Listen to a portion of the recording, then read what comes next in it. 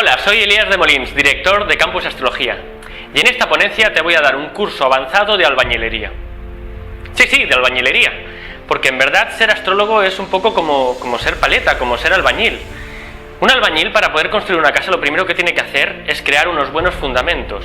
Si no tiene unos buenos cimientos, unos buenos fundamentos, esa vivienda se va a derrumbar. Todo lo que construyamos después no va a servir auténticamente para nada. Entonces es importante, primero, antes de empezar cualquier obra, crear unos buenos fundamentos, unos fundamentos sólidos que puedan sostener todo lo que viene después. En el momento que yo empecé a estudiar astrología hace años, inicié mi obra, del mismo modo, comenzando por los fundamentos. Y comencé a leer los textos clásicos, los textos de Fírmico Materno del siglo IV después de Cristo, de Marco Manilio, de Betius Vales, de Doroteo de Sidón, de los antiguos clásicos helenísticos que estaban explicando cómo se fundamenta la astrología, cómo funciona el sistema astrológico. Y en ese sistema astrológico, el universo estaba en perfecto equilibrio. Esto lo vemos en todos los sistemas esotéricos del mundo. La astrología no es algo diferente, el zodíaco no es algo diferente. Se basa en el equilibrio y en la neutralidad universal. Lo primero que tenemos que ver cuando empezamos en el esoterismo es la tabla esmeralda. Esta es una réplica de la tabla esmeralda que nos explica, este es el inicio del esoterismo, es firmado por Hermes Trismegisto, y nos está explicando que como es arriba, es abajo. Nos habla de un equilibrio perfecto entre lo de arriba y lo de abajo. Un equilibrio perfecto entre la dualidad del universo, la dualidad del cosmos, la dualidad de nuestro mundo. Y ese equilibrio se extrapola también dentro de la astrología. En este vídeo, en esta ponencia, vas a descubrir cuáles son los fundamentos de esa astrología. Cuando yo empecé a estudiar, tuve que empaparme de los antiguos griegos, de los antiguos romanos, de los astrólogos egipcios, para poder descubrir cuáles eran las claves para entender los fundamentos de esa astrología. Y una vez entiendes los fundamentos de esa astrología, digamos que cuando ves cualquier técnica, sabes ver si realmente eso tiene una neutralidad universal o si tiene una justificación, si puede funcionar, o si en cambio es la paja mental que alguien se ha hecho, aunque haya publicado libros. Entonces, en este vídeo te voy a sintetizar las claves de por qué hay 12 signos, algo tan sencillo, de por qué son 12 los signos del zodíaco, por qué el zodíaco no se compone de 15, 20 o 50 signos, por qué los planetas significan lo que significan. Todo el mundo sabe que Marte es la guerra, que Venus es el amor, que Mercurio es la comunicación, que Saturno es la muerte, que el Sol es la vitalidad, que la Luna son las emociones. Eso lo sabe todo el mundo, pero a la que le preguntas a alguien, aunque sea un astrólogo profesional que lleve años y años ejerciendo de astrólogo, le preguntas ¿por qué Marte es la guerra? Y no te lo saben responder, lo asumen como un axioma. Un axioma es un conocimiento que recibes, no cuestionas y lo das por hecho. Pero no sabes la causa de ese conocimiento. Los griegos parten de una serie de premisas mediante la observación celeste y establecen el equilibrio universal en base a esas premisas. Y es por esto que cuando tienes en cuenta esta neutralidad, este perfecto equilibrio que establecen los astrólogos griegos, todos los sistemas de interpretación que ellos utilizan en base a esto tienen sentido. En el momento que utilizas un sistema universal desequilibrado es cuando empiezan los fallas. Veamos ahora cómo funciona el zodíaco.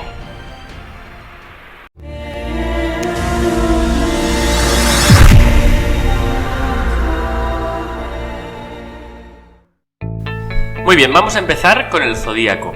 En esta parte quiero explicarte por qué el zodíaco se compone de 12 signos.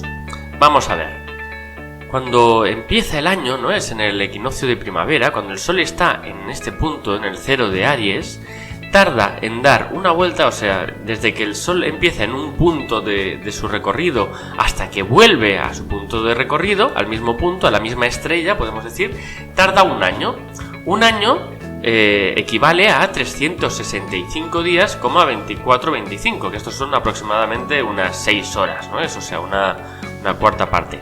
Entonces, 365 días, 24 es lo que tarda en recorrer el Sol toda la vuelta, en dar toda la vuelta a la eclíptica, ¿Qué es la eclíptica? La eclíptica es el recorrido del Sol. Cuando hablamos de la eclíptica estamos diciendo que el Sol en el fondo de estrellas, o sea, mientras recorre todas las constelaciones, mientras recorre todos los signos, ese trayecto que hace, esa línea de recorrido, pues es a lo que llamamos eclíptica.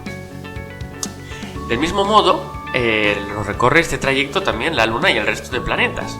¿Pero qué sucede? Pues que para que la Luna dé toda la vuelta, ¿no es? Si cogemos y ponemos el Sol y la Luna en una misma línea, en un mismo punto, en un mismo grado, ¿no es? A nivel eclíptico, en un mismo punto en el cielo, y le damos a empezar, pues veremos que al mismo tiempo que el Sol se está desplazando, la Luna también se desplaza. ¿Y qué sucede? Pues que no acaban en el mismo punto, o sea, el Sol no permanece quieto mientras la Luna da vueltas, sino que el Sol va avanzando. Y avanza pues aproximadamente unos 28-29 grados, ¿no es? ¿Qué sucede? Pues que aquí tenemos el ciclo sinódico. El ciclo sinódico es la Luna o cualquier otro planeta que hace una conjunción con el Sol, o sea que está en el mismo punto que el Sol, sigue dando vueltas hasta que vuelve a hacer otra conjunción con el Sol. O sea, es un ciclo completo, podemos decir, de conjunción con el Sol. Entonces, a este ciclo se le llama ciclo sinódico.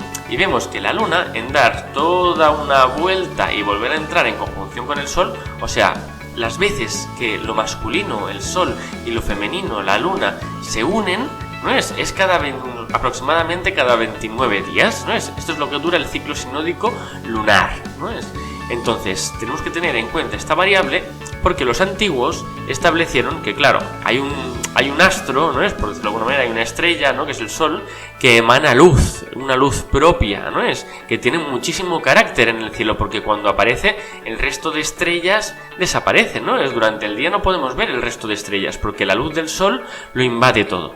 Del mismo modo, por la noche vemos un gran astro, ¿no es? Que es la Luna, que tiene mucha más importancia, que es mucho más grande, ¿no? Que el resto de estrellas, y que está encarnando pues para ellos toda esa parte femenina, donde la luz no emana de ella misma, sino que es prestada, o sea que la luz del Sol rebota en ella y ella pues acaba repartiendo y elaborando, ¿no es? Con su influencia todo lo que sucede en el mundo, ¿no? Todo lo que sucede en la Tierra. Por eso hablamos de que nuestra astrología es una astrología sublunar, porque depende completamente de la Luna y depende en todo lo que está por debajo de la Luna, o sea, en la Tierra.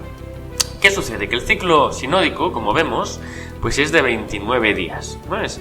Y para esto, pues hacemos un cálculo muy sencillo, que son 365 días que tiene un año entre el ciclo sinódico lunar, que tiene 29 días. Y esto nos da aproximadamente 12 contactos en un año entre el Sol y la Luna. A veces pueden ser esto 12 lunas, 13 lunas llenas o 13 lunas nuevas, pero ciclos completos siempre en un año habrá 12. Los contactos que va a hacer, ¿no es? La Luna y el Sol van a ser 12 y un poco más, pero no acaba el siguiente recorrido. Es por esto que el 12 es el número importante dentro de la astrología y dentro de pues tantas religiones, ¿no es? ¿Por qué? Porque hay 12 lunaciones completas en un ciclo solar. Tenemos 12 bodas o uniones de lo masculino con lo femenino, ¿no es? A lo largo del año, a lo largo de todo el recorrido. Y al mismo tiempo, el número 12 es un múltiple matemático de 2, la dualidad, de 3, de la trinidad, y de 4, la cuadriplicidad. Entonces, el 12 tiene una relevancia importantísima, ¿no es? ¿Por qué? Porque ha sido utilizado en toda la mitología de todas las civilizaciones, ¿no es? Porque los sabios de todas las civilizaciones han encontrado en este número una piedra angular, ¿no es? Ya lo podemos ver, por ejemplo, con la historia de Jesús, ¿no? De que Jesús siempre lo encarnan pues poniendo un sol detrás, ¿no es?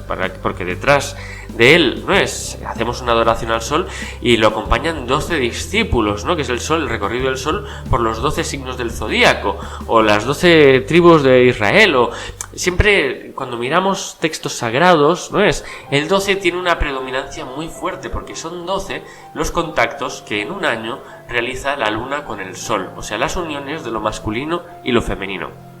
Es por esto que también el día se divide en 24 horas, ¿no es? Porque se asignan 12 horas al día y 12 horas a la noche, y el total son 24 horas. Estas horas, como indica el texto, ¿no? Estas horas se repartirían entre todos los planetas visibles, pero lo importante es que el día se compone de 24 horas, que esto es una cultura general, ¿no? Es que tenemos, porque hay estos contactos, o sea, se debe a una causa astronómica. ¿Por qué hay 12 signos? ¿Por qué son 24 las horas del día? ¿No es? Pues aquí quiero responderte a esto, ¿no es? Quiero que entiendas que la semana que las 24 horas del día se componen, o sea, la causa de todo esto, de los fenómenos temporales, tienen una base astrológica, ¿no es? Y es tradicional. Tradicionalmente, el orden del caldeo es este, ¿no? Saturno es el planeta más lento, o Cronos, ¿no? Según los griegos. Después es Júpiter o Zeus, después es Ares, que es Marte, después es Apolo, ¿no? Que es el Sol. Después Venus, que es Afrodita, Mercurio, que es Hermes, y la Luna, que es Helena. Estos son los nombres de los dioses griegos, ¿no? Cuando hablan de la mitología están hablando directamente de esas luces que veían en el cielo, que son estos planetas, ¿no? Los 5 errantes y las 2 luminarias, ¿no? Es el Sol y la Luna. Entonces, cuando establecen, ¿no? La duración del tiempo o la composición de la semana, intentan crear un orden perfecto. Aquí quiero entrar, ¿no? A explicar. Y claro, los griegos, los egipcios, todos los sabios de la antigüedad han comprendido que la realidad era neutra, o sea que la realidad es neutral. Podemos ver el símbolo del yin y el yang, podemos ver toda la repartición que han hecho a nivel zodiacal, podemos ver todo lo que queremos a nivel místico, a nivel esotérico, y veremos que todo lo han intentado poner en un perfecto equilibrio entre la fuerza masculina y la fuerza femenina. Ya veamos la cábala, ya veamos cualquier sistema esotérico, siempre hay un equilibrio, porque si no hay ese equilibrio no funciona, no hay una correlación real con los fenómenos que suceden en el cielo. Entonces, dentro de este orden tenemos, este es el orden simplemente de velocidad, ¿no? Vemos que la Luna avanza muy rápido, después Mercurio, después Venus, después el Sol, después Marte, después Júpiter y después Saturno. Y Saturno es el planeta más lento, es el que observa cómo el resto se mueve mucho más rápido. Por eso es el dios del tiempo, por eso es Cronos, ¿no? Por eso es el segador de almas. Entonces, establecieron, ¿no? En la semana que la primera hora del día de estas 24 horas, si os fijáis aquí tenemos las 24 horas, la primera hora del día era de Saturno. Y después, pues seguiría el mismo orden caldeo de estos 7 dioses principales. ¿Por qué estos 7 dioses principales? Pues porque observaron que mientras el resto de estrellas permanecían fijas en el cielo, estas 7 estrellas, estos 7 puntos de luz, se desplazaban, se movían, y entonces eran estos los que estaban creando los contrastes dentro del mundo sublunar, dentro de la Tierra. Entonces, la semana empieza por la primera hora, que es de Saturno, y después ya simplemente se aplica el orden, como veis, ¿no? Después Júpiter, después Marte, aquí tenemos Marte, tenemos el Sol, tenemos Venus, tenemos Mercurio, tenemos Luna, y vuelve a empezar desde el día 1 a la hora 8, otra vez la misma serie: Saturno, Júpiter, Marte, Sol, Venus, Mercurio, Luna. Y vuelve a empezar: Saturno, Júpiter, Marte, Sol, Venus, Mercurio, Luna. Y vuelve a empezar. Hora 22 tenemos Saturno, hora 23 Júpiter, hora 24 Marte, y sigue la serie. Día 2 a la primera hora tenemos el Sol. De forma que se estableció que la primera hora, o sea, esta serie, si os fijáis, sigue continuamente, no para de repetir la misma serie, hasta que al final del día séptimo, la última hora está en la Luna. Y después de la Luna vuelve a empezar la serie, que es el día 1 con Saturno, Y entonces ya es la correlación perfecta, aquí ya hay una perfecta armonía. 24 horas del día, 7 días en la semana. Y para dejarlo más claro, pues la primera hora de cada día es el tipo de día de la semana que tenemos. Esto se ve muy claro sobre todo en inglés, cuando tenemos la primera hora del día, que es Saturno, pues el día de la semana es el sábado, o Saturday, que sería en inglés. Cuando la siguiente es el Sol, después del sábado tenemos Sunday, Tenemos el domingo.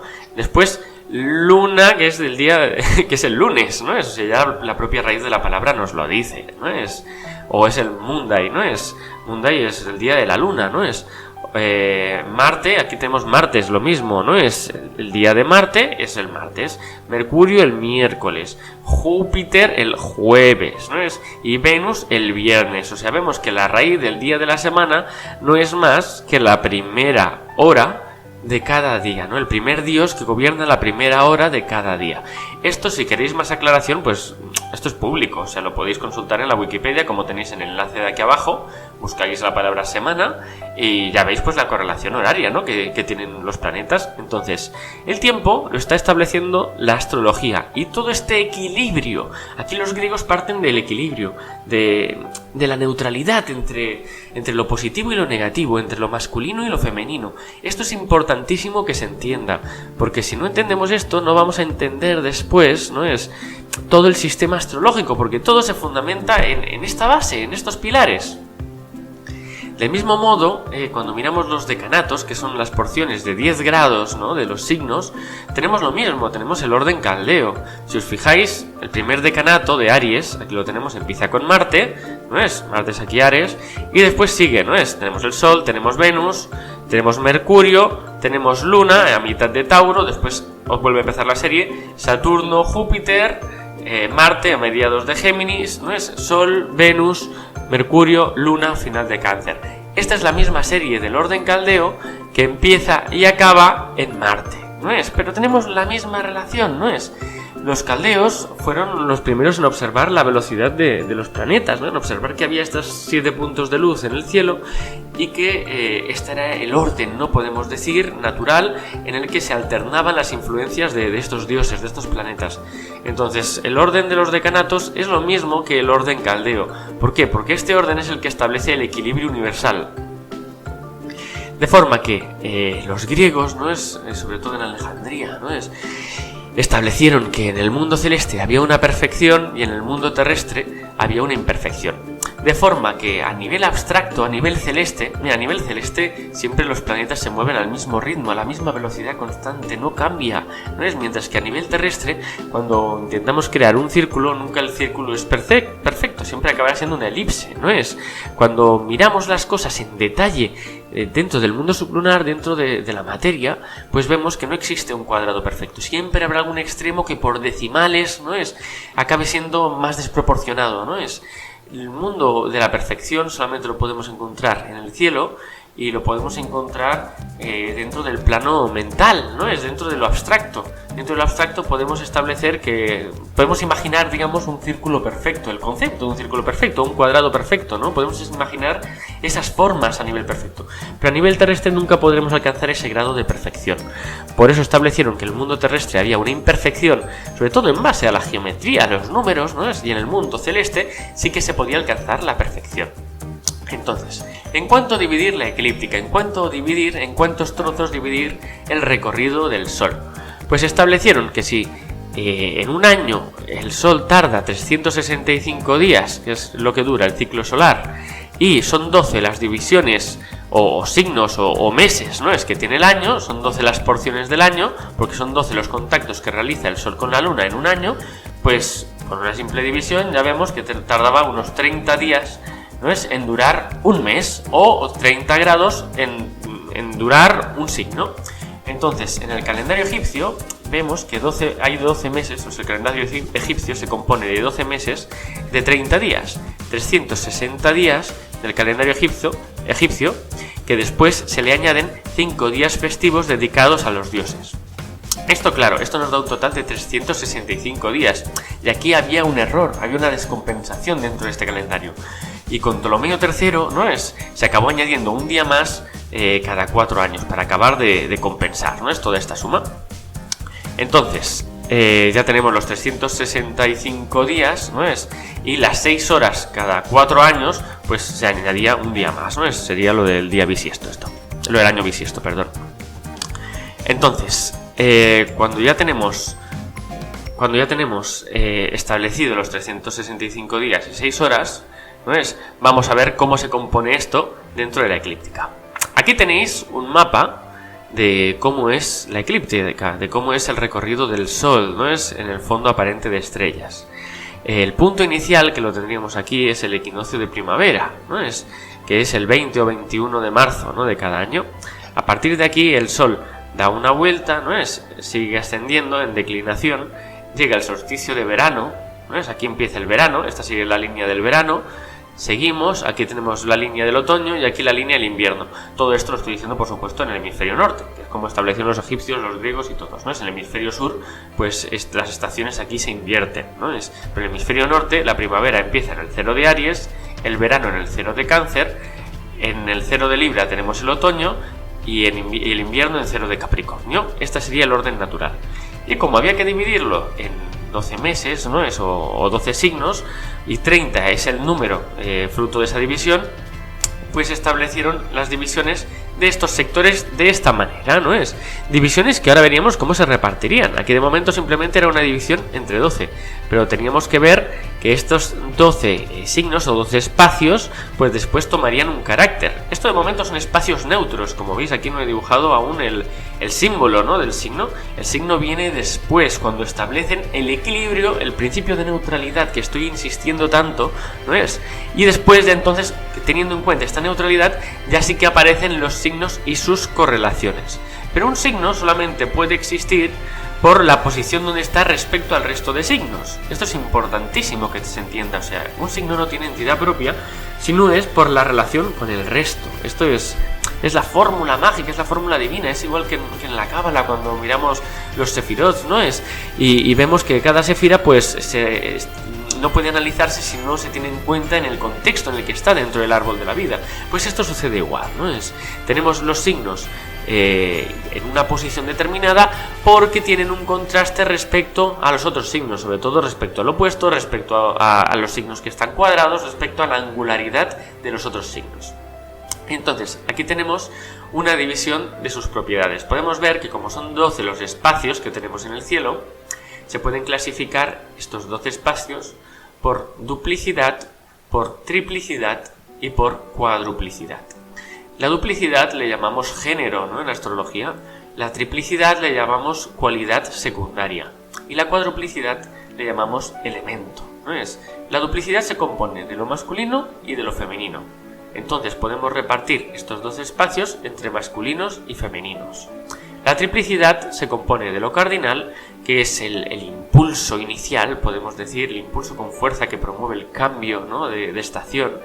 Tenemos lo fijo, que es la estabilización, lo estable, y después tenemos lo mutable, que es cambiante. Es un poco de aquí y un poco de lo siguiente, es dual, ¿no? Siempre lo mutable. Hay estos 3 espacios, ¿no? Lo cardinal, que empieza a aplicar con fuerza, lo fijo, que establece, asienta, y lo mutable, que ya está cambiante, ¿no? Ya está entrando en la siguiente etapa. Y al mismo tiempo la cuadruplicidad, que es el elemento, tenemos el fuego, tenemos la tierra, tenemos el aire y tenemos el agua, ¿no? Todo esto son los principios de Platón, ¿no? Los 4 elementos de Platón que son los que se componía toda la materia. Esto mismo es el estado de la materia, ¿no? La materia es líquida, es agua, ¿no? Es gaseosa, es aire, es sólida, es tierra y es ígnea, ¿no? Es como el fuego o la electricidad, ¿no? Entonces, como el fuego físico, que decía, no como el elemento fuego, que es fogoso, ¿no? Que es a nivel de elemento, pues este tipo de naturaleza del fuego. Esto es una analogía, ¿no? Es de los estados posibles de la materia. Entonces, teníamos que repartir estos 12 sectores en duplicidad, en estos elementos masculino y femenino, en triplicidad, cardinal fijo mutable, y en cuadruplicidad, fuego, tierra, aire y agua. Entonces, vemos que los signos, o estos 12 espacios, pues se repartían en esto mismo, ¿no? En este género. El primer signo de todos, que sería Aries, ¿no? Pues nos pondríamos masculino. El siguiente, que sería Tauro, femenino. El siguiente, que sería Géminis, masculino. El siguiente, que sería Cáncer, femenino.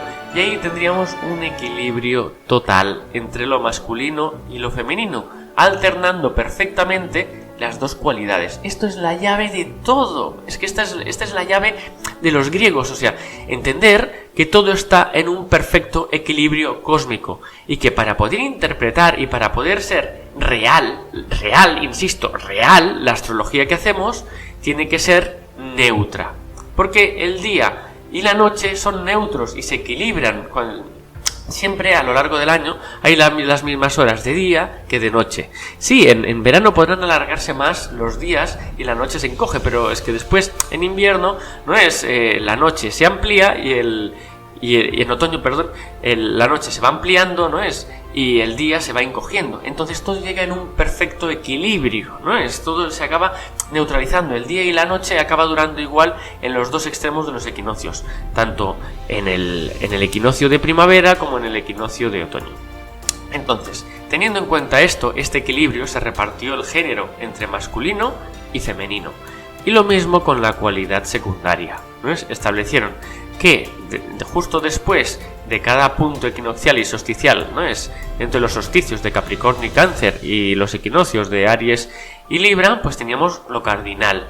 Después ya teníamos lo fijo, que es la estabilización de esa estación, o sea, tenemos un tiempo estable dentro de la estación del año donde estamos, dentro del otoño, dentro de la primavera, dentro del verano, ¿no? Tenemos todo estabilizado. Y después lo mutable, que tiene una cualidad que es dual, porque tiene cualidades ese periodo de la estación donde estamos y de la estación siguiente, ¿no? Tiene una cualidad ahí doble. Entonces establecieron así la cualidad secundaria. Lo mismo con los elementos. Repartieron el fuego, ¿no es? De una forma equilibrada, repartieron el aire, repartieron la tierra y repartieron el agua, ¿no es? Establecieron los diferentes signos en perfecta armonía unos con otros, estableciendo que arriba, estos dos círculos de aquí arriba, ¿no es?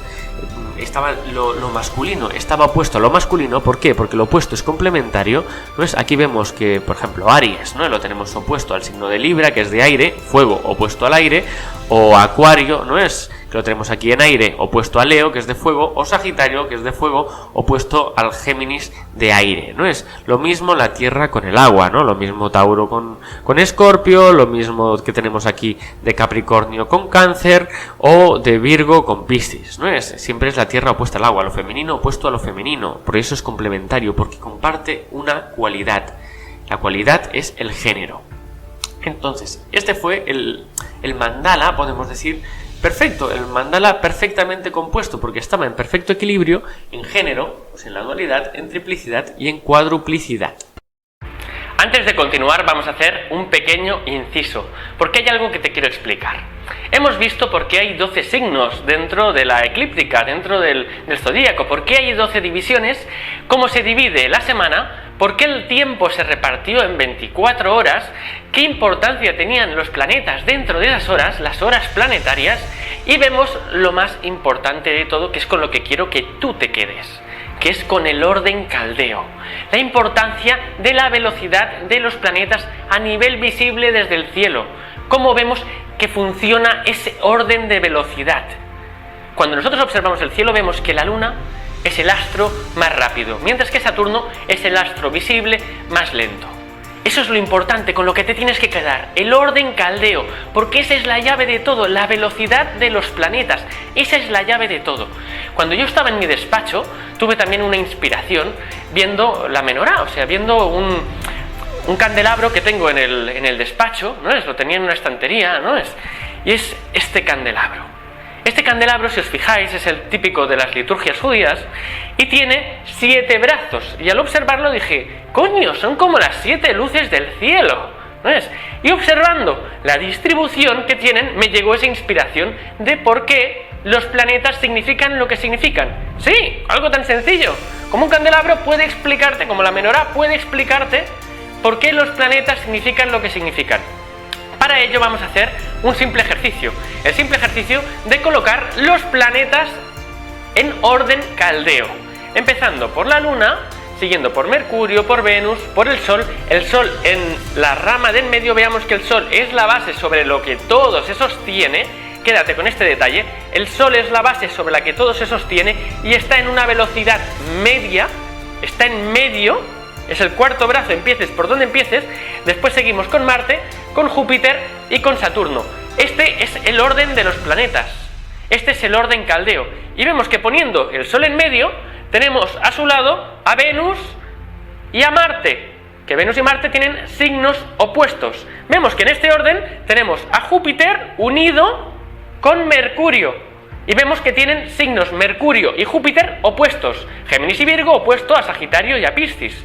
Y vemos al mismo tiempo Saturno opuesto a la Luna. La menorá es la llave de todo, de por qué los planetas significan lo que significan.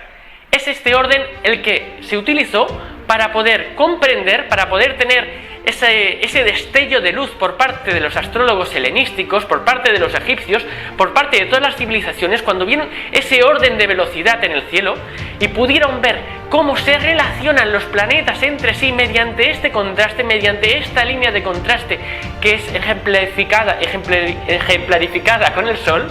Es mediante este orden que todo se creó. Vamos a continuación a ver los planetas. Para empezar a entender, ¿no?, es por qué los planetas significan lo que significan, tenemos que entender primero cómo funcionan las necesidades humanas. Para esto, aquí tenemos un genio que fue Maslow, ¿no?, es que hizo la pirámide de las necesidades. ¿No es? Maslow es contemporáneo, relativamente contemporáneo, no estamos hablando de un científico antiguo, ¿no es? Pero establece muy bien cuáles son las necesidades humanas dándole al coco, ¿no?, de una forma científica. Entonces establece que esto es, digamos, la necesidad que tenemos todos los seres humanos, ¿no? Lo primero que tenemos en la parte más baja de la pirámide son las necesidades fisiológicas o básicas, que están relacionadas con la salud, con la alimentación, con el descanso, con dormir, ¿no?, con todo esto. Después, las necesidades de seguridad o económica, ¿no es? Que es el trabajo, que es el dinero, ¿no es? Todo lo que tiene el empleo, ¿no?, el hacer cosas, la actividad. Eso es el siguiente estrato, ¿no?, podemos decir, de esta pirámide. Después, en siguiente orden de importancia, tenemos las necesidades sociales, que son las afectivas, todo lo que tiene que ver con las relaciones, ya no solamente a nivel de pareja, ¿no?, sino con las amistades, con todo esto. Y después, en los siguientes estratos, tenemos el de la autoestima, que es el triunfo, el éxito, ¿no es? Y la autorrealización, que es sentir que estamos haciendo lo que tenemos que hacer, ¿no es? Esto, en astrología, es muy unánime, ¿no? O sea, si hablamos de necesidades fisiológicas, estamos hablando de luna, estamos hablando de alimentación, estamos hablando de descanso, estamos hablando de todas esas necesidades básicas, de la salud, ¿no es? Cuando hablamos de salud, de descanso, de alimentación, siempre estamos hablando de lo mismo, hablamos de luna, ¿no es? Cuando hablamos de esta seguridad, de cómo nos funciona a nivel económico, cómo nos funciona en el empleo, en la actividad que hacemos, ¿no es? Eso es Mercurio, ¿no es? Mercurio es el hombre de negocios, ¿no es? Es el que rige toda la economía, ¿no es? Después, en las relaciones sociales tenemos a Venus, ¿no? La relación de pareja, ¿no es? Todo lo que tiene que ver también con la sexualidad, la intimidad sexual, todo esto.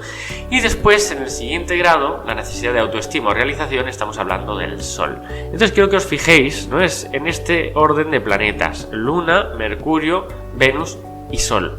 Porque esto nos lleva a entender el orden caldeo, que se basa en la velocidad perceptible a simple vista de los planetas, que brillan y se desplazan sobre el fondo de estrellas en la bóveda celeste. O sea, la Luna es el planeta más rápido, después es Mercurio, después es Venus, después es el Sol. Este es el orden caldeo que veíamos antes, ¿no es? Es el mismo orden con el que se establece todo en la astrología. Cualquier persona que haya echado el tarot, ¿no es?, que practique quiromancia, que lea la bola de cristal, ¿no es?, que mire las estrellas, sea cual sea la ciencia, la mancia, todos los que nos dedicamos al esoterismo, todos los que nos dedicamos incluso dentro de la psicología, o sea, vemos que siempre son las mismas necesidades humanas las que tenemos que atender, y siempre en el mismo orden, porque esto ya es un cliché, ¿no? Es a nivel social, o sea, todo el mundo esto ya lo sabe, ¿no? Es lo que voy a decir, es una cosa tan evidente que se ha escuchado tanto, ¿no es? Que no es ninguna novedad, ¿no es? A la gente lo que le preocupa es la salud, el dinero y el amor. Y esto mismo es la luna, la salud, el dinero, que es Mercurio, y el amor, que es Venus. Esto es lo importante. Esto es la necesidad humana primordial. Estemos hablando de ahora, de hace 2000 años, de hace 4000 años. Siempre es lo mismo, ¿no es? Es la salud, son los recursos, el dinero y es el amor.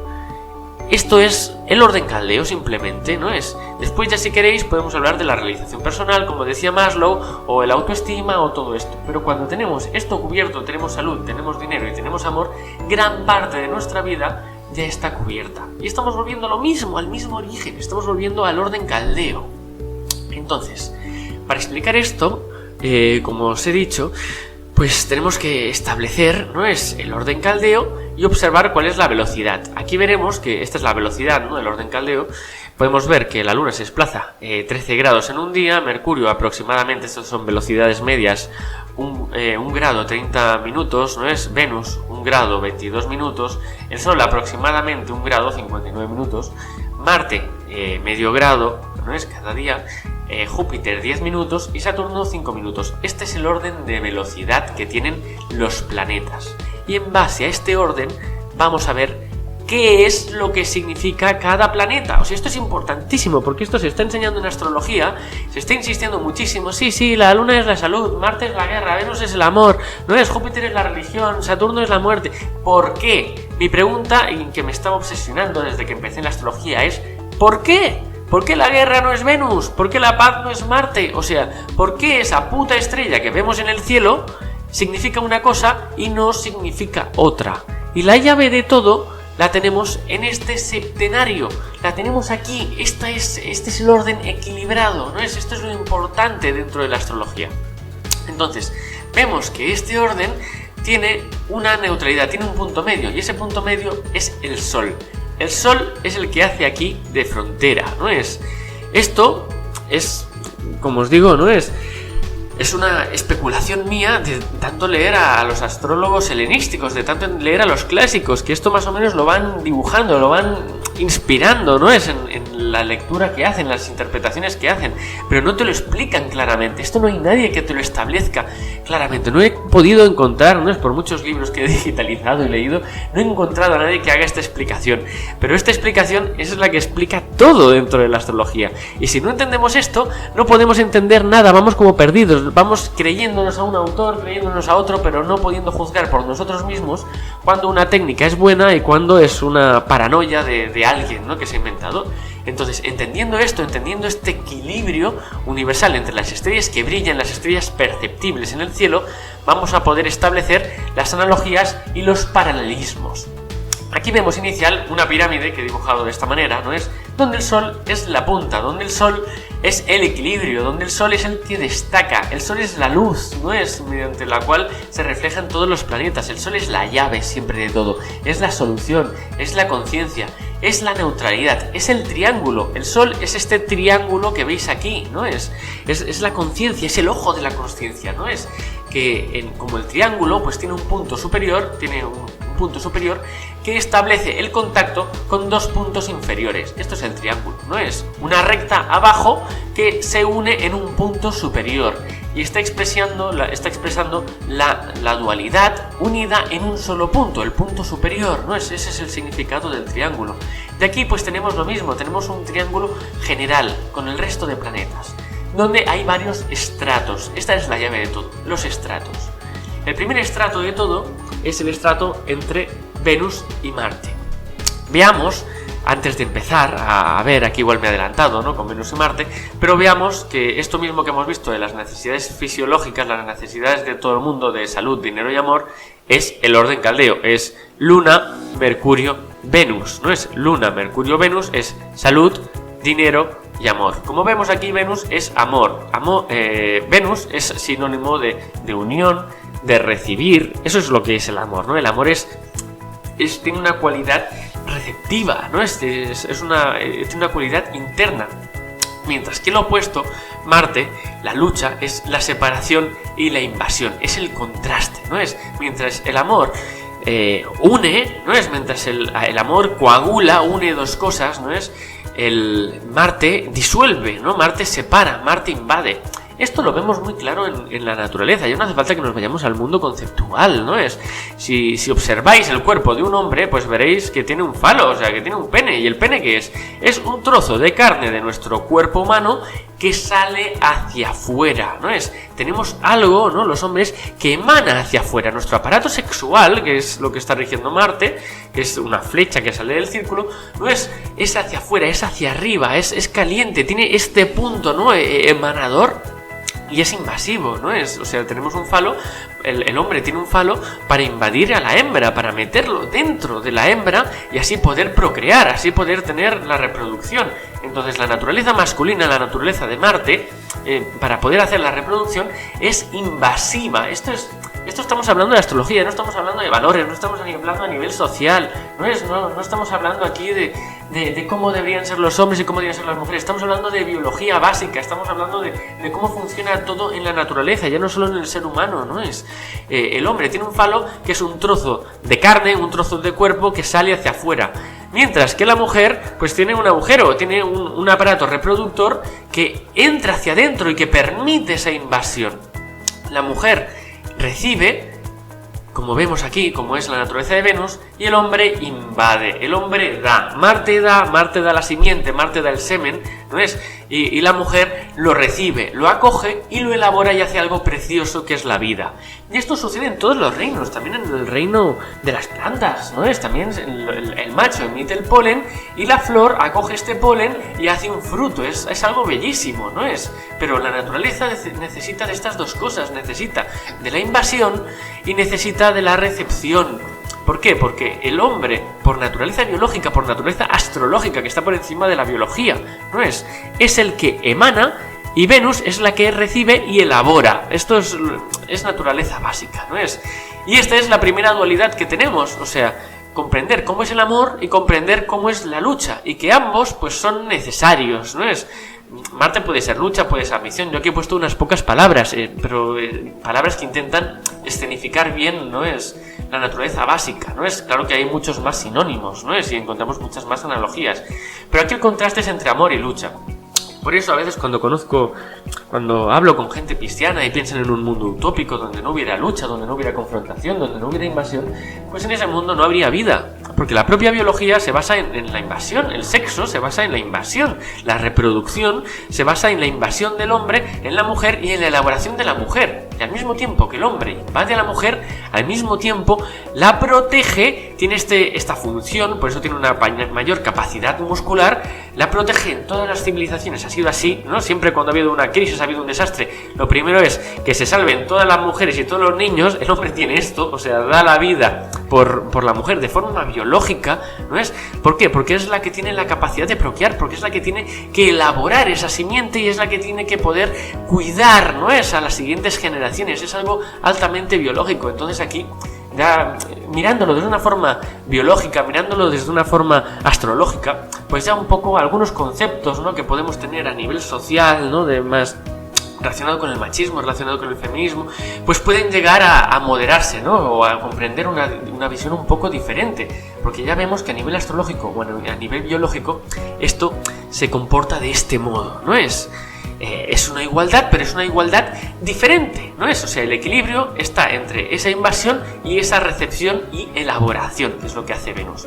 Lo mismo sucede, pues, con el macho tradicional, ¿no? Con el hombre cazador, el hombre que iba a cazar el mamut y traía la presa, y después la mujer, pues, era la que recibía esa presa y la elaboraba y hacía un plato exquisito. La mujer era la que cocinaba la presa que había cazado el hombre. El hombre abastece, la mujer elabora, recibe y elabora. Ese sería el orden natural, podemos decir, ¿no es? A nivel astrológico y a nivel biológico. Tanto si estamos hablando de comida como si estamos hablando de la simiente y del acto sexual.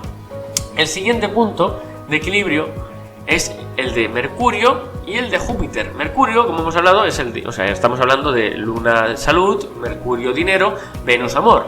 Mercurio es el dinero, es el comerciante, es el que tiene la cultura, el que tiene el saber enciclopédico, ¿no es? Es el de la comunicación, el que aprovecha las oportunidades, ¿no es? Tiene una realidad dada y dice, yo aquí pues voy a lucrarme con ello, no voy a aprovecharme.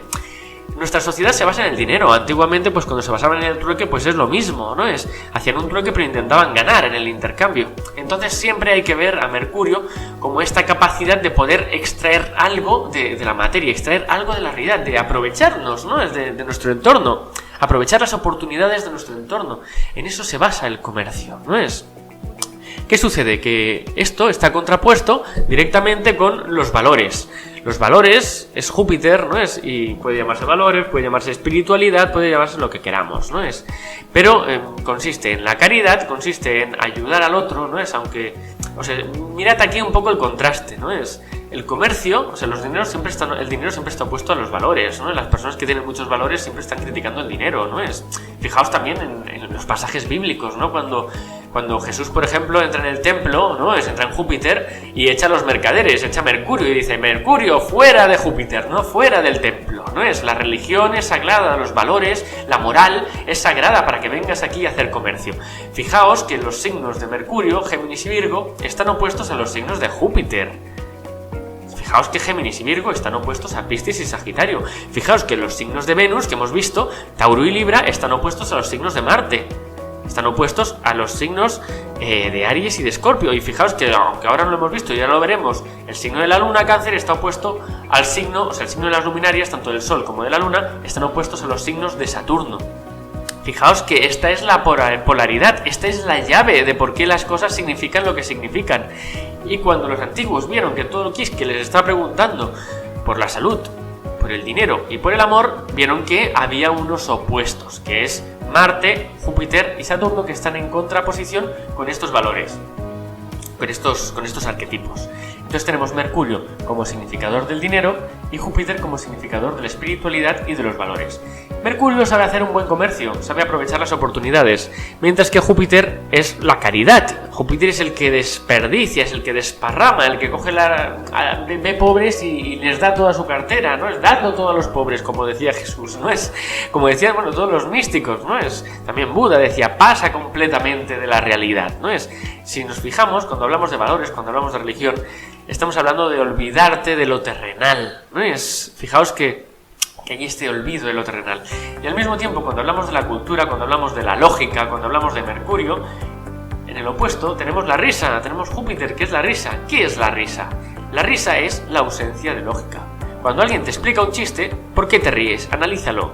Te estás riendo porque lo que te está diciendo es absurdo. Y lo absurdo es lo antilógico, es lo anticultural. Y eso es lo que te produce la risa. ¿No es una oposición que tenemos aquí, ¿no es? Si por ejemplo un signo de Mercurio como Virgo, ¿no es muy serio, es muy culto, es muy enciclopédico, tenemos el opuesto Piscis, que es el absurdo, que es la locura, que es la risa, que es con lo que nos lo pasamos bien, que es no siendo lógicos, no siendo mentales. Cuando nos rompen la mente, cuando nos rompen el Mercurio, entramos en Júpiter, entramos en la risa, entramos en la evasión de esa lógica. Esto lo podemos ver pues a través de la religión, ¿no es? Esta parte absurda, ¿no? Esta parte de mitos, ¿no es? Esta parte de milagros, ¿no? Que tenemos que desafiar toda lógica mental, ¿no es? Esta caridad, ¿no es? Que están ofreciendo los dioses, ¿no? Como puede ser Buda y Jesús, por ejemplo, ¿no es? En contraposición con el tío Gilito, ¿no? Que he puesto aquí, que es el dinero o es el comerciante, que es el que está continuamente preocupado por las ganancias, ¿no? Por aprovechar las oportunidades del entorno, ¿no es? Estos serían los arquetipos puros, los arquetipos básicos de estos dos dioses. En el siguiente estrato tenemos los otros dos signos que se contraponen, que son la luna, que rige la salud. Aquí tenemos ya todo completo: salud, dinero y amor, ¿no es? La luna es la salud, es el bienestar, como hemos visto, es el sueño, ¿no es? Es la generación. La luna está hablando siempre, siempre hacemos el mismo arquetipo, ¿no? Con Cáncer. Cáncer es la mujer embarazada, ¿no? Es la lactancia, es la generación de vida, ¿no? Es el incubar, ¿no? Es una vida nueva. Y al mismo tiempo es súper sensible, como la mujer embarazada, ¿no? Son las sensaciones, son las emociones, ¿no? La luna tiene que ver con todo lo que es muy sensible, porque tiene que engendrar algo que es muy delicado, ¿no es?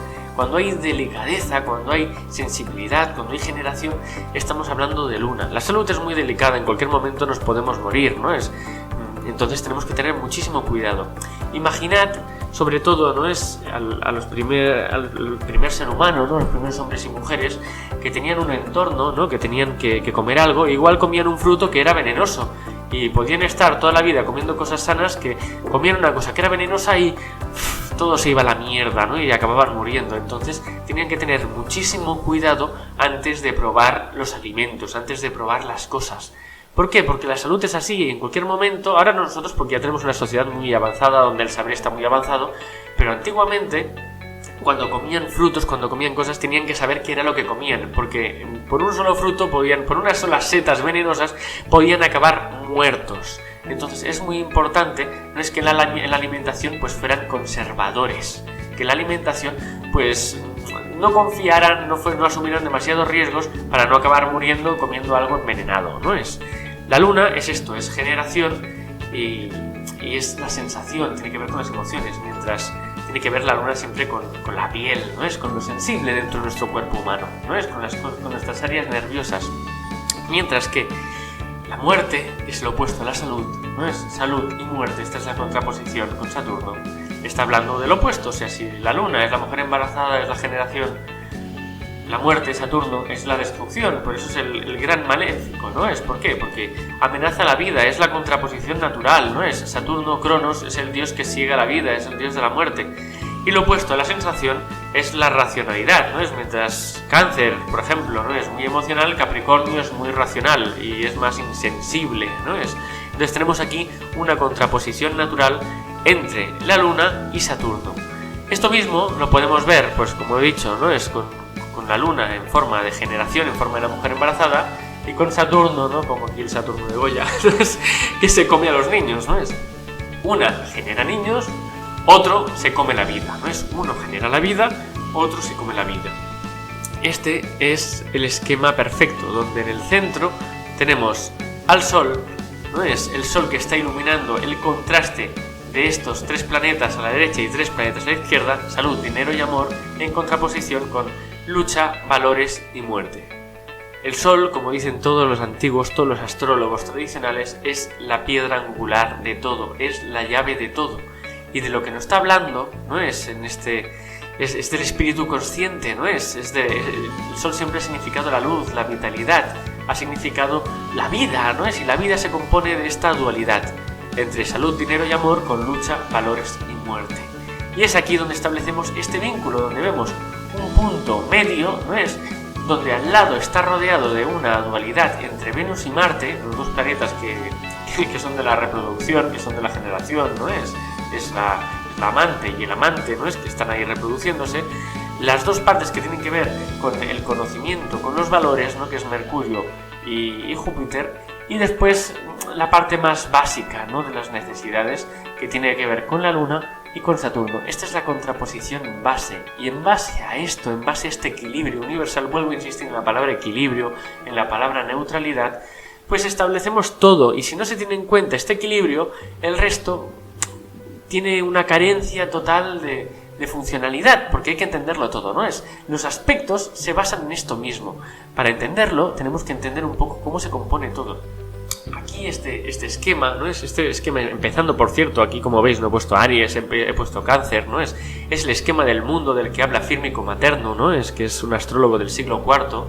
Los astrólogos griegos son los que establecen cómo funciona todo el sistema astrológico, son los que establecen los 12 signos, las 12 casas. Antes había 8 casas, ¿no? Ellos establecen que hay 12, establecen todo, ¿no? Establecen las regencias, establecen todo. Lo que pasa es que no lo explican de una forma muy directa, porque es un conocimiento oculto y siempre todo lo explican de una forma pues bastante oculta, pero lo acaban explicando todo, y el que sabe leer entre líneas, el que tiene un Júpiter bueno, ¿no? Una buena relación entre Júpiter y Mercurio, pues acaba entendiendo, ¿no? Traduciendo el símbolo, ¿no? Al concepto abstracto, y el concepto abstracto a símbolo, y acaba elaborando ahí sus teorías. Lo primero de todo es ver que claramente, ¿no? Es cuando piensan, a ver, ¿cuál es el astro más importante? Es el Sol. ¿Y dónde metemos el Sol? Estamos en el hemisferio norte, pues lo ponemos aquí, ¿no? Lo ponemos a mediados de verano. ¿Por qué? Porque el Sol brilla, y donde tiene más fuerza es donde hace un calor de la hostia, ¿no? Y a mediados de verano, ahí en agosto, ¿no? Pues claramente tiene que estar el Sol, ¿no? Y como hemos visto en esa repartición, ¿no? De los elementos, de la dualidad, de la monoplicidad, todo esto, pues se acaban poniendo como regente el Sol de un espacio, que es Leo, que es lo que después llamamos el león, ¿no? Que es masculino, como el Sol, que es de fuego, como la analogía del Sol, y que es fijo, como el Sol, que el Sol tiene una influencia fija y perenne, ¿no? Y al mismo tiempo, al lado del Sol, al lado de este astro rey, ¿no? Pues ponemos a la astro reina, ¿no? ¿Por qué? Porque el Sol, que es de fuego, siempre tiene que estar acompañado de algo que es del elemento opuesto, que es de agua, ¿no? Y tenemos que ponerlo aquí. Y la Luna tiene este punto cambiante, como lo cardinal, ¿no? Tiene un punto acuático, ¿no? Porque es generativo, y al mismo tiempo, pues tiene un punto femenino, porque es la feminidad encarnada, ¿no? La Luna es la feminidad hecha diosa, ¿no? Selene, ¿no? Y el Sol, Apolo, es la masculinidad hecha Dios. Y en base a esto se establece la regencia. Esto es importantísimo que se entienda. ¿Por qué? Porque en base a esto se elabora todo, ¿no es? O sea, en base a este eje, aquí, ¿no es? Cogen y dicen, pues mira, la parte que gobierne el Sol, todo este medio círculo, será diurno, será solar, mientras que la otra parte del Sol será lunar, será nocturno. Y en base a esto vamos a colocar a los planetas en el orden que están en el sistema solar, en el orden de velocidad, fijaos. O sea, ponemos a Mercurio acompañando al Sol y acompañando a la Luna. Al lado del Sol ponemos a Mercurio y al lado de la Luna ponemos a Mercurio. ¿Qué pasa aquí? Es importante entender esto, que Mercurio respecto al Sol no tiene nada en común. O sea, uno es tierra y otro es fuego, uno es mutable y otro es fijo, uno es femenino y el otro es masculino. No tiene nada, y lo mismo con Géminis, con Cáncer, no tienen nada en común. Mientras que cuando colocamos el siguiente planeta en orden del sistema solar, o sea, el orden es Sol, Mercurio, Venus, Marte, Júpiter, Saturno, Urano, Neptuno y Plutón, ¿no es? Este sería el orden. Antiguamente hasta Saturno, porque aún no habían descubierto Urano, Neptuno y Plutón, ¿no es? Pero aquí establecen que el siguiente planeta es Venus, que el siguiente es Marte, que el siguiente es Júpiter para noche como para el día, y el siguiente es Saturno, los 7 puntos brillantes. Estas son las regencias tradicionales, las regencias únicas que existen. Yo digo tradicionales, pero es que son las únicas regencias que existen. Después, hace poco, ¿no es? Desde hace un siglo, una cosa así, ¿no es? Pues han establecido otras regencias, y han comenzado a meter aquí a planetas transpersonales, están metiendo asteroides, están metiendo basura, ¿no? Dentro de este ciclo, dentro de este círculo perfecto, ¿no? Dentro de este mandala perfecto. Pero ahí los griegos helenísticos, que comprendían la dualidad, el equilibrio y de todo, pues establecieron este orden perfecto, este mandala perfecto. Y en base a esto se basan los aspectos. O sea, si leéis a Marcos Manilio, ¿no? el tratado del año 7 a.C., donde se explica todo, es el primer tratado de astrología que existe, ¿no es?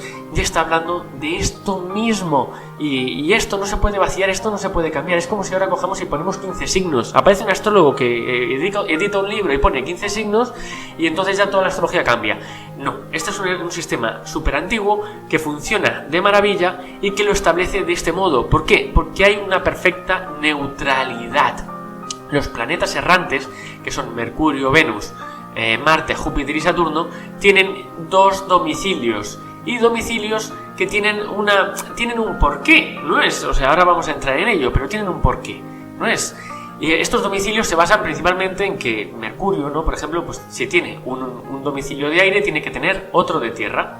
¿Por qué? Porque el aire y la tierra están en contraposición, solamente hay que mirar el horizonte. Si miramos el horizonte vemos la separación entre el aire, entre el cielo y entre la tierra, entre la parte de abajo, ¿no? Del horizonte, que vemos tierra. Lo mismo sucede aquí con el siguiente estrato, ¿no? Con la escala de Venus. Venus tiene aire, Libra, ¿no es? Y tiene tierra, Tauro.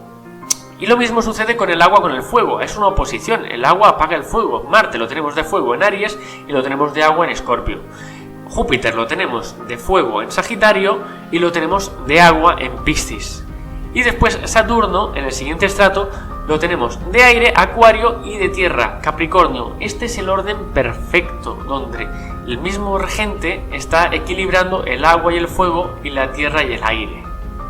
Y aquí también, pues claro, la luna y el sol, que es el agua y el fuego, ¿no? O sea, todo está en perfecto equilibrio. ¿Por qué? Porque tiene una clasificación perfecta de dualidad, de triplicidad y de cuadruplicidad. Que no os extrañe que algún día haya algún astrólogo que saque un elemento nuevo, que saque un género nuevo o que saque una cualidad secundaria nueva. ¿No es? Porque como se está cambiando todo, ¿no es? El mandala era perfecto, estaba en perfecto equilibrio, pero han venido a cambiarlo, ¿no? Porque no comprenden esta dualidad, porque no han leído suficiente, porque no conocen la astrología tradicional y no saben la base de por qué se ha establecido todo esto, y se piensan que simplemente es una analogía, se piensan que no hay un orden equilibrado detrás, sino es simplemente una analogía del planeta con el signo, y esto no funciona así. Tiene que tener un equilibrio perfecto dentro del mandala. En base a esto se inventan lo que llamamos aspectos. Inicialmente los aspectos no son de orbe ptolomeico, no tienen orbe como tal, ¿no? Los aspectos inicialmente, si leéis a Marco Manilio, pues están hablando de la relación entre los signos, ¿no es? Los aspectos son la relación entre los signos con los signos de la luminaria. ¿Esto qué es? Por ejemplo, como hemos visto, Mercurio, o sea, Virgo y Leo no tienen nada en común, ¿no es? Porque ni el elemento, ni la cualidad secundaria, ni el género tienen coincidencia. Pero en cambio, cuando miramos Libra respecto a Leo o Tauro respecto a Cáncer, vemos que los dos son signos masculinos. El aire y el fuego son masculinos y la tierra y el agua son femeninos. Y aquí sí que hay una relación, aquí tienen algo en común, de aquí el sextil. El sextil establece este vínculo de alianza, este vínculo de ayuda. El sextil tiene una cualidad venusina, solo entendiendo que el sextil es armónico porque el signo de Venus, que es venusino, que es el amor, como hemos visto, está en relación al Sol y está en relación a la Luna. Por eso el sextil tiene esta cualidad, porque son los signos de Venus, ¿no es? Por eso tiene una cualidad venusina, eso es lo que hay que entender. Del mismo modo que Marte está en cuadratura. Y como aquí vemos, pues estamos hablando de fuego y de agua. Estamos hablando de masculino y de femenino, ¿no? Si hablamos de Leo y de Escorpio. Pero tienen algo que comparten, por eso se crea un aspecto, por eso aquí hay aspecto. Lo que comparten es la fijeza. Escorpio y Leo son fijos. Y Aries y Cáncer son cardinales, comparten la cualidad secundaria. Por eso hay aspecto, hay un aspecto mayor. Y la cuadratura podemos decir que tiene una naturaleza marcial. No queremos decir que sea buena ni que sea mala, queremos decir que es marcial. Y si uno es muy paradito, pues la cuadratura te va a mover, no puedes estar quieto, ¿no es? Mientras que el sextil va a ser más relajante porque es venusino. Pero Marte está hablando de una tensión, de un impulso. Entonces cuando dicen, no, es que la cuadratura es una tensión, la cuadratura es un aspecto marcial que se basa en la relación entre Escorpio con Leo y Aries con Cáncer. Y esta relación pues está expresando este dinamismo, ¿no es? Es un dinamismo porque Marte es el regente de estos signos, ¿no es? Aquí pueden decir, no, es que Escorpio es Plutón y una mierda, no, esto no va así. Esto es marcial y por lo tanto la cuadratura es marcial. Y Escorpio está regido por Marte igual que Aries. ¿Por qué? Porque hay un equilibrio perfecto. Lo mismo sucede con Júpiter respecto a las luminarias. Fijaos que el gran aspecto positivo no es el sextil, sino que es el trígono. ¿Por qué? Porque los signos que están en trígono a las luminarias, o sea, Sagitario está en trígono a Leo y Piscis está en trígono a Cáncer. Y como se comparte aquí el elemento, ¿por qué? Porque estamos hablando de una gran complicidad entre el agua y entre el fuego, pues es un aspecto mayor muy favorable. Al mismo tiempo estamos hablando de Júpiter, que representaba los valores, que era el gran benéfico. Entonces este aspecto es muy favorable. ¿Qué sucede? Que en oposición a 180 grados también hay un aspecto. A 180 grados, y aquí estamos hablando de 180 porque a 150 no podemos hacer, o sea, si miramos Capricornio y Leo, no comparten nada. Leo es fijo, Capricornio es cardinal. Leo es de fuego, Capricornio es de tierra. Leo es masculino, Capricornio es femenino. Aquí no hay aspecto, aquí el quincuncio no sería un aspecto mayor, igual que el semisextil, no sería un aspecto mayor. El aspecto, la complementariedad está en el opuesto, donde lo que coincide, ¿no es? Acuario con Leo, por ejemplo, sería que ambos pues son masculinos, igual que Cáncer con Capricornio, que ambos son femeninos. Entonces aquí la oposición tiene una fácil reconciliación, ¿no es? Esta oposición la tradición no la interpreta de forma negativa, ¿no es? Sino que dice que es una sincronía, tiene una cualidad un poco similar al sextil, ¿no? Donde también se comparte el género, donde se comparte lo masculino por parte del Sol y se comparte lo femenino por parte de la Luna, ¿no es? Que se puede llegar a un acuerdo, pero un acuerdo donde ahora es el turno de uno y ahora es el turno del otro. Esto es importantísimo que se entienda. En base a esto se establecen los aspectos, en base a esto se establecen las regencias. Y esto es importante porque hay que entender qué significa que algo sea regente de algo. Aquí vamos ahora al tema de las regencias.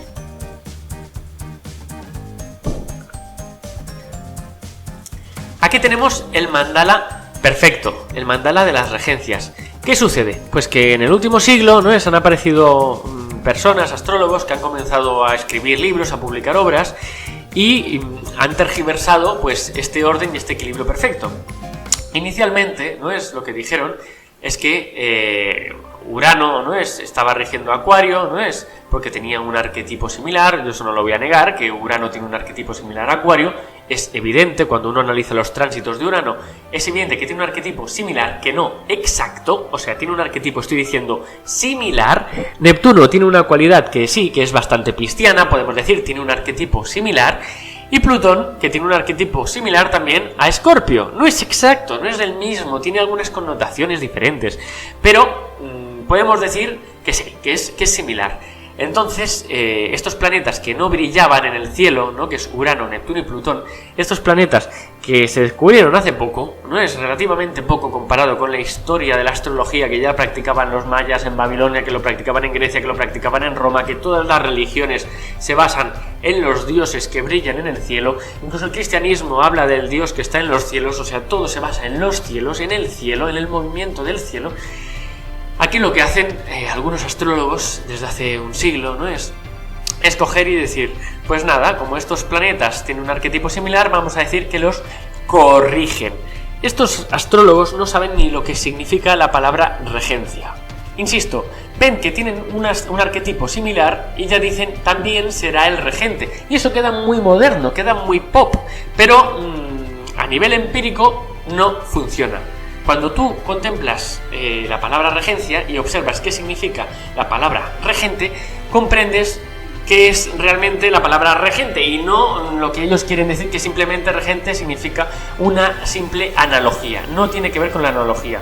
Si me dices que Plutón y Escorpio se parecen, yo te diré, sí, perfectamente, claro que se parecen, por supuesto. Pero Plutón no rige Escorpio, porque regencia es mucho más que una analogía a nivel de arquetipo. No significa que tenga un arquetipo similar, significa otra cosa que a continuación explicaré. ¿Qué hacen estos astrólogos? Cogen y dicen, primero dicen que Escorpio, por ejemplo, lo rige tanto Marte como Plutón, y después lo que hacen es hacer desaparecer a los regentes tradicionales. Esto es lo que están haciendo poco a poco, ¿no es? Y hacer un reemplazo. Y dicen, no, Piscis, cuando miras Piscis, mira Neptuno. Y una mierda, tienes que mirar Júpiter. Si quieres que funcione el regente bien, tienes que mirar Júpiter. Lo mismo sucede con Acuario, tienes que mirar Saturno, no puedes mirar Urano. Y lo mismo con Escorpio, tienes que mirar Marte, no puedes mirar Plutón. Pero esto es lo que establecen ellos. De forma que cuando lo establecen aquí, se rompe completamente el orden cósmico. Ese equilibrio de planetas errantes, de Mercurio, ¿no? Es rigiendo dos signos, Venus rigiendo dos signos, Marte rigiendo dos signos, Júpiter rigiendo dos signos y Saturno rigiendo dos signos, se rompe y entonces ya aquí la interpretación fracasa y uno acaba cayendo en hacer interpretaciones mediocres, interpretaciones de los planetas en los signos, de los planetas en las casas, hablando de aforismos, de cómo es Plutón en tal signo, cómo es Neptuno en tal signo, cómo es Saturno en tal signo. Ahí la cagan y acaban viendo en Saturno, por ejemplo, que Saturno tradicionalmente tenía un significado propio, ahora mismo lo están explicando como si fuera Capricornio, o sea, el mismo arquetipo de Capricornio te lo explican con Saturno. Y esto es falso, esto no es así. O sea, Saturno tiene un arquetipo que es diferente a todo, un arquetipo abstracto, que es una oposición a la luna, al arquetipo lunar. Y tiene una visión tanto de aire, tanto de Acuario como de Capricornio, son los dos, ¿no es? Lo que uno es un Saturno de aire y otro es un Saturno de tierra, pero ahí son los dos, y ahí están asemejando, ¿no es?, a Acuario con Urano, y te están explicando que Urano y Acuario es lo mismo y que Saturno es lo mismo que Capricornio. Y al no tener bien integrados esos arquetipos, el estudiante dice, claro, ¿cómo Saturno va a regir Acuario? ¿No es? ¿Cómo Júpiter va a regir Piscis? Si Júpiter son los viajes y es la investigación por el mundo entero porque quiere viajar y conocerlo todo, ¿cómo va a ser la caridad? ¿Cómo va a ser el olvidarte de este mundo Júpiter? ¿Cómo va a ser Piscis? ¿No es? Pues lo mismo con Marte, que Marte te lo explican como Aries y dicen que es muy de fuego, que es muy directo, y después ¿cómo va a ser Escorpio? ¿No? Escorpio es más indirecto, Escorpio es más como Plutón. Pero esto es una mala comprensión de los fundamentos de la astrología, donde ya se ha tergiversado. Primero se tergiversa, ¿no es? El orden cósmico se hace asimétrico, lo digo así, se hace asimétrico, ¿no es? Aquí ya no vemos que Marte esté opuesto a Venus, ni que Venus esté opuesto a Marte, solamente en el eje Aries-Libra, así que Marte está opuesto a Venus, y en el eje Tauro-Escorpio, pues ya no está opuesto Marte a Venus, ¿no es? Aquí este equilibrio del orden caldeo que habíamos visto, este mandala perfecto, ¿no es? Ya queda completamente roto, ¿no es? Que es lo que están intentando. Y aún más, ahora mismo solamente la astrología moderna, ¿no es? Se está esforzando en acabar de implantar esto, de acabar de implantar que Neptuno esté rigiendo Piscis y que Urano esté rigiendo Acuario. Yo más que una astrología moderna pienso que es una astrología no empírica, ¿no? Que se basa más en los conceptos y en las teorías, no es que en el ensayo empírico de observar realmente la correlación con la realidad. Esto no se está practicando. Entonces, ¿qué sucede? Que como aquí ven que sucede ese factor extraño que no pueden comprender de por qué Mercurio y Venus tienen dos signos, pues intentan también acabar de prostituirlo y acabar de asignar pues otros, como ya se nos han acabado los planetas, ¿no? Pues intentar asignar aquí asteroides. Y dicen, sí, Quirón vamos a hacer que rija Virgo y Eris vamos a hacer que rija Libra, ¿no es? Y aquí ya tienen pues un equilibrio donde todos los planetas o asteroides o como queramos llamarlo, pues ya rigen un signo. Pero esto, como digo, pues aún no está integrado, y esto con las décadas siguientes, ya viendo cómo se está yendo todo, si no hacemos nada, ¿no? Pues va a acabar integrándose y se va a acabar prostituyendo el sistema astrológico. Y al prostituirse este sistema astrológico no vamos a comprender bien qué son los regentes. Por eso aquí mi esfuerzo en hablar de los regentes y de los dispositores. Para comprender bien qué son los regentes tenemos que integrar bien el sistema de interpretación antiguo, y entonces vamos a poder comprender bien cómo funciona todo. El dispositor o el regente aquí tiene 5 estados, tiene 5 dignidades, no es a nivel tradicional. Un planeta puede estar exaltado, que significa, aquí pongo la pila a tope, no es, está con una energía que se sale. Puede estar en domicilio, que es una energía armónica, llena, no es. Puede estar peregrino, que sería a media pila, a media energía. Puede estar en detrimento, que aquí ya escasea la energía. O puede estar en caída, que la energía es lo más débil que existe, no es. Podemos hablar de un planeta que está en un entorno que es completamente desfavorable. Esto sería la caída. Entonces, en base a esto, podemos interpretar. Por ejemplo, cuando tenemos un ascendente en Cáncer, por poner un ejemplo, no es, tenemos que observar su regente, tenemos que observar la luna. Dependiendo de cómo está la luna, este Cáncer va a ser más cancerino o menos cancerino. Si la luna la tenemos en Cáncer, podemos ver que el arquetipo cancerino es completamente análogo a como se dice en los manuales, es puro, ¿no es? La persona será sensible, será variable, también tendrá muchísima compasión, ¿no es? Tendremos estos rasgos cancerinos dentro de esa persona, de cómo esa persona se muestra a nivel de ascendente. Si lo tenemos en Tauro, veremos que será una persona pues muy tranquila, muy sosegada, también un poco terca, ¿no es? Vamos a ver que el arquetipo lunar, ¿no es? La luna, ¿dónde está más a gusto? O sea, el arquetipo femenino, ¿dónde está más a gusto? Está más a gusto en la economía, ¿no? Cuando la mujer controla la economía es cuando está más a gusto, ¿no? Es cuando puede, el hombre consigue, volvemos a lo mismo, abastece de dinero, y la mujer administra ese dinero, ¿no? Esa es, digamos, la relación matrimonial tradicional. No es análoga, no es en la astrología. Cuando la mujer controla la economía, controla Tauro, entonces es cuando está que se sale, es cuando está a gusto, es cuando puede administrar todo de forma favorable, cuando puede elaborar ese dinero y hacer algo provechoso, que es mantener la vida familiar. En ese arquetipo, no es, Cáncer es glorioso, digamos que la persona vive Cáncer de una forma súper agradable. Cuando está en Cáncer la luna ya lo vive agradable, pero cuando está en Tauro aún lo vive de forma más agradable, ¿no es? Está plácida, está cómoda, está tranquila, segura, es conservadora, ¿no es? Vela porque todo tenga una planificación, porque todo salga adelante, ¿no es? Esta es la forma de la luna en Tauro, ¿no? Rigiendo el ascendente Cáncer. Pero ¿qué sucede? Que cuando la luna está en detrimento o en caída, como sucede en Capricornio aquí abajo, o en Escorpio, la persona rechaza Cáncer. Sí, tiene ascendente Cáncer y rechaza Cáncer. Lo que significa Cáncer, cuando ella lee ascendente Cáncer en cualquier aforismo y describen que es sensible y que es no sé qué, dirán, yo ni soy sensible ni soy variable.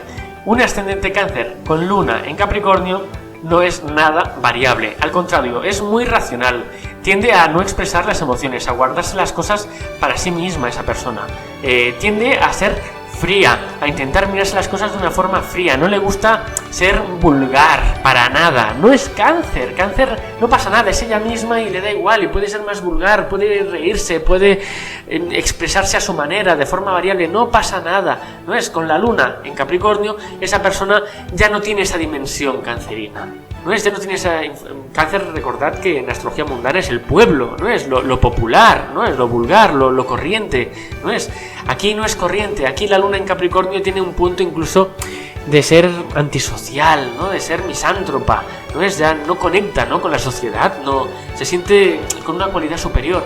Mientras que el ascendente Cáncer con la luna en Cáncer se siente uno más, tiene compasión por la sociedad, quiere ser como el resto, siente un orgullo de ser normal, busca ser normal, se define como normal.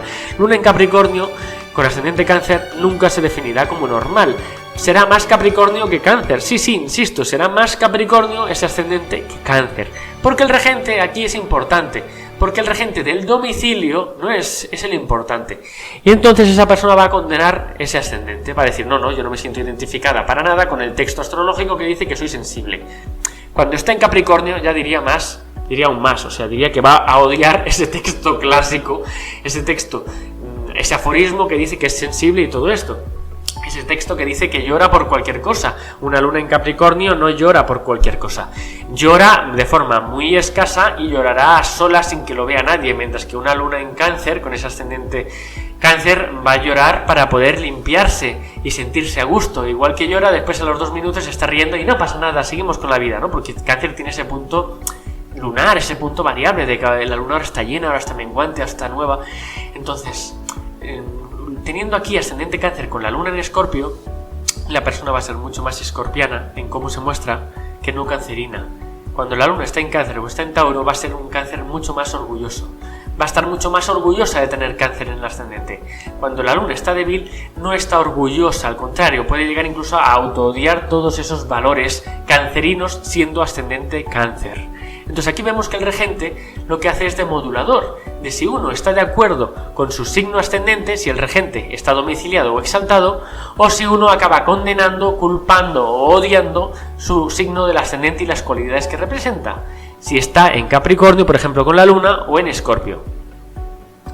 Veamos qué sucede esto con otro signo, ¿no? Si tenemos ascendente Escorpio, tenemos que mirar Marte. ¿Por qué? Porque Marte va a tardar, aproximadamente unos 2 meses en recorrer un signo. Y Marte es un planeta personal, que significa que crea unos contrastes personales entre las personas. No es un planeta generacional, no crea un contraste entre una generación y otra. Entonces aquí podemos ver que el regente verdadero de Escorpio va a ser Marte. ¿Por qué? Porque cuando Marte está en Escorpio o en Aries, también aquí estaría incluido Aries, pues tiene muy buena fuerza. Y uno va a ser escorpiano, y va a ser escorpiano con orgullo. Y va a tener claras cuáles son las prioridades. Y si una prioridad es una determinada, la va a asumir. Y si tiene que haber daños colaterales, pues la va a ver. Porque la prioridad está muy clara con Escorpio. Y uno va a estar orgulloso de saber tomar la prioridad en el momento adecuado. Esto es un Marte en Escorpio. O un Marte en Capricornio, que aquí ya estamos hablando de un signo de tierra, donde es como, si Marte podemos decir que es como un soldado, ¿no? Si Marte en Escorpio es como un soldado en un burdel, ¿no? Un soldado en un puticlub, pues el soldado en el puticlub está de maravilla, ¿no? Se siente súper a gusto, está en su salsa, ¿no es? Igual que si está en el ejército, tiene una disciplina y toda esa libido, toda esa energía la va a dirigir en algo determinado para conseguir algo determinado. Estará excelente, ¿no es? Va a estar muy orgulloso de tomar prioridades, que es de lo que nos está hablando Escorpio. Pero si Marte está en Libra o está en Tauro, está en detrimento, como vemos aquí, no va a saber tomar prioridades. Este es el tema, que cuando Marte está en detrimento, no le gusta Escorpio, no le gusta la prioridad, no le gustan los daños colaterales, marea un poco la perdiz, no sabe bien hacia dónde ir, es lento, tarda en empezar las cosas. Marte en Tauro tarda en empezar las cosas, ¿no es? Entonces este ascendente va a hacer que la persona pues no acabe simpatizando con su propio ascendente. Tenemos a los ascendentes Escorpio que dicen con tristeza, sí, yo soy ascendente Escorpio, como si fuera una desgracia. No es ninguna desgracia, solo sucede que ese Marte no tiene la energía que debería tener al estar en su domicilio, y tiene que hacer esa persona un esfuerzo, porque tiene ese karma, tiene que hacer un esfuerzo para acabar dándole la energía que ese Marte necesita. Tiene que purificar dentro suyo esa energía, aunque le resulte incómodo. Esa es la llave para poder refinar las energías planetarias. Lo mismo sucede con Marte en Cáncer. Si Cáncer es el signo que dice, ¿y si hacemos esto? ¿Y si hacemos lo otro? Si Cáncer es la duda personificada, donde se exalta el filósofo, donde se exalta Júpiter se exalta en la duda. Los filósofos siempre se han exaltado en la duda, en el cuestionamiento de las cosas. Pero Marte, que tiene clara cuál es la dirección, no está a gusto en Cáncer, Esto es como un guerrero en una guardería, va a hacer una escabechina, va a matar a niños, no puede ser, no es un lugar para practicar la guerra, es una guardería. Entonces aquí siente que tiene que contenerse, y con Marte en Cáncer hay una tendencia a la represión de la mala leche, y sobre todo un Marte en Cáncer va a sentir mucho rechazo por su ascendente Escorpio y todo lo que significa, porque va a sentir que eso es crueldad y que él no quiere guerra, que él no quiere batalla, Entonces aquí vamos a ver ese contraste. ¿Qué sucede? Que si aquí tomamos a Plutón como regente Escorpio y decimos, pues bueno, si Plutón está aquí diríamos en Tauro, en Cáncer, ¿no? Está en detrimento, está en caída. ¿Qué estamos hablando? De que durante 11 o 23 años, porque Plutón tarda en estar en un mismo signo, de 11 a 23 años, esas personas no practican, ¿no? La confrontación de una forma sana, que es imposible que si tenemos un Plutón en Cáncer, durante 23 años esas personas ninguna lleve bien la confrontación. Eso es un error como una catedral. O sea, cuando Marte está en Capricornio, o está en Escorpio, o está en Aries, vemos que esas personas la confrontación la llevan muy bien. Y cuando está en Tauro, o está en Libra, o está en Cáncer, pues no la llevan muy bien. Cuando Marte está en mal estado cósmico, no la llevan muy bien. Y esto es observable. Esto estoy harto de verlo en consulta, de cómo lleva la persona la confrontación según cómo está Marte y como regente de este signo ascendente. Si rige tanto Aries como si rige Escorpio. Entonces aquí no podemos tomar a Escorpio como regente, a Plutón como regente de Escorpio, porque entonces erraremos en la interpretación de forma garrafal. ¿Por qué? Porque si aún estableciendo, algunos astrólogos establecen también ahora ya, que no se ponen ni de acuerdo entre ellos, cuál es el exilio, cuál es la exaltación, cuál es la caída de Plutón, de Urano y de Neptuno. Pero estableciendo esto, están diciendo que durante 23 años las personas están jodidas, y esto no funciona así. La vida tiene etapas mucho más cortas. Estamos hablando de las estaciones, estamos hablando de los ciclos planetarios, y como mucho, Saturno, que es el dios del tiempo, tarda 28 años en hacer todo el ciclo. Yo no estoy diciendo que estos planetas, Urano, Neptuno y Plutón, no afecten por tránsito. Por supuesto que afectan por tránsito. Lo que no afectan es por regencia, porque cuando miras la regencia en una carta horaria, en astrología electiva, en astrología natal, cuando lo miras en revolución solar, cuando lo miras en cualquier parte, ves que lo que está funcionando realmente es el regente que llaman tradicional, pero que para mí es el único regente verdadero. O sea, es el regente y ya está, porque es un regente que tiene una coherencia con todo lo anterior, tiene una coherencia con el equilibrio del universo, con el equilibrio dual entre lo masculino y lo femenino, donde el Marte era el que se casaba con Venus, era el que estaba opuesto a los signos de Venus. En esta astrología, una astrología equilibrada, Marte es el regente de Escorpio. En una astrología que no es equilibrada, Plutón será el regente de Escorpio. Así es, el universo estaba en perfecto equilibrio hasta que lo jodieron. Hace 2000 años, los astrólogos helenísticos, romanos, egipcios, persas, hace relativamente poco, hace pocos siglos, en el medievo, ¿no es? Ya todo el mundo lo tenía claro, ¿no es? Todo el sistema estaba en perfecto equilibrio, el universo era neutral, hasta que se intentó hacer una comercialización de la astrología, surgieron los horóscopos, comenzaron a surgir los aforismos, los textos de los planetas en las casas, los planetas en los signos, ¿no es? Los aspectos dando una importancia bestial, ¿no es? En los aspectos, aunque no se tenían en cuenta las relaciones entre los propios signos, y a partir de aquí se hizo una comercialización, una prostitución de la astrología, utilizando un sistema que no está para nada en equilibrio. A partir de aquí también se divide, ¿no es?, la astrología entre la astrología tradicional y la astrología moderna, llamando moderno a todo lo que tiene que ver con una reducción de la astrología simplemente a lo psicológico o a lo espiritual, a lo ambiguo, ¿no es? Una astrología donde no tiene ninguna participación, ¿no?, los acontecimientos mundanos, ¿no? Es una separación, ¿no? Yo diría una cristianización, ¿no?, de la astrología, donde lo sagrado era una cosa inalcanzable y lo mundano pues no estaba unido con lo divino. Mientras que en la astrología clásica, en la astrología tradicional, lo divino y lo material estaba perfectamente unido, ¿no? Es la magia estaba perfectamente unida, unía lo divino con lo material, se utilizaba magia para un montón de cosas mundanas. Ese paradigma, esa separación, ¿no es?, de lo profano y de lo divino, no estaba separado, y el universo estaba en perfecto equilibrio, tanto arriba como abajo, en nuestras vidas, en la vida material.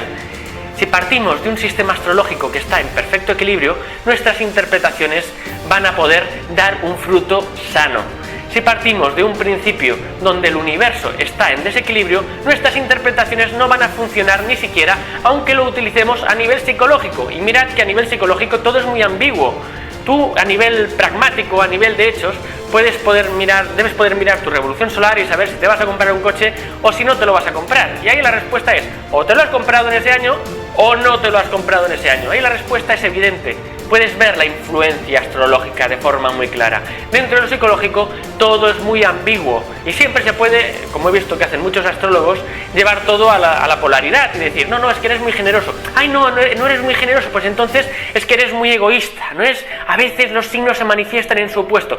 Eso es una mamarrachada porque no se tienen claros los fundamentos de la astrología, porque el sistema de interpretación carece de sistema. Ya no digo ni que es un mal sistema, sino que carece de sistema, porque se está interpretando planetas en casas, planetas en signos, se está interpretando los mapas de forma aislada, de forma parcial cada una de las posiciones, y no se está interpretando en base a los dispositores, que es el origen inicial de la astrología, donde el mandala era perfecto, donde las recepciones entre planetas, entre polos era perfecto, donde donde los astrólogos clásicos tenían claro que había un yin y que había un yang, que había una parte activa y otra pasiva, un masculino y un femenino, y entre ello congeniaba todo a la perfección, donde los días y las noches duraban igual a lo largo del año. Es el perfecto equilibrio de la naturaleza que tenemos que utilizar los astrólogos dentro de nuestro sistema, para que no haya ninguna falla.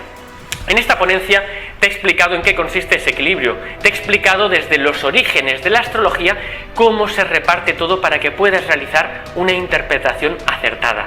Y utilizando este sistema de interpretación vas a ver que las cosas están tanto en el mapa como en el territorio. Vas a ver que puedes también, utilizando este sistema, penetrar en los misterios, en los secretos de la astrología, donde realmente se puede dar una astrología predictiva, porque tienes en cuenta estos dispositores, los dispositores reales, los dispositores verdaderos, y no pasas a estar simplemente en las conjeturas psicológicas, sino que puedes utilizar la astrología horaria, la astrología lectiva, astrología mundana.